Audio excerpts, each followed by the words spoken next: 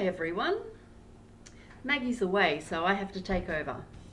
Today it's time for us to learn all about fame.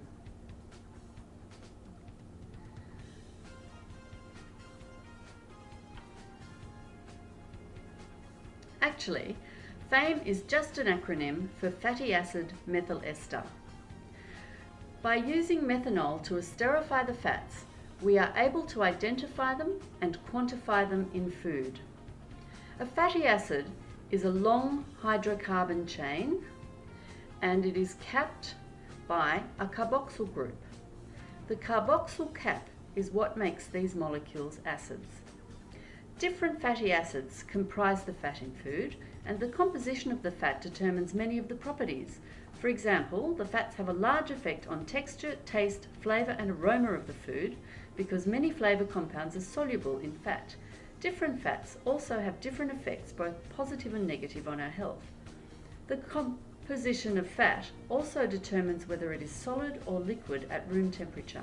For example, butter is solid at room temperature in winter, but cooking oil does not become solid. There are a number of differences in fatty acid structure that define different fatty acids and different properties. First is the length of the hydrocarbon chain.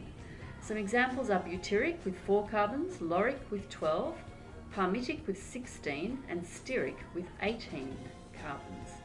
The other major difference in the structure of fats is the presence or absence of one or more double bond. The unsaturated fats have at least one double bond and polyunsaturated fats have more than one. Saturated have none. The double bond leads to a kink in the hydrocarbon chain. Saturated fats hang neatly, but this means that stiff membranes are formed. When an unsaturated fat is present, the double bond means that the hydrocarbon chain does not lie straight and the membrane has a kink in it. Another level of structure is the location of the double bond. The end with the carboxyl group is called the carboxyl end, and the other end is called the omega or methyl end. Omega-3 fatty acids have their first double bond at the 3rd carbon in. Omega-6 fatty acids have theirs at the 6th fatty acid, and the naming continues like that. The balance of omega-3 and 6 fatty acids in our diet is a current topic in the health debate. In order to measure fatty acids, we carry out a reaction to convert the fatty acids to methyl esters. The process of extraction and methyl esterification of the fatty acids from your foods takes about 7 hours.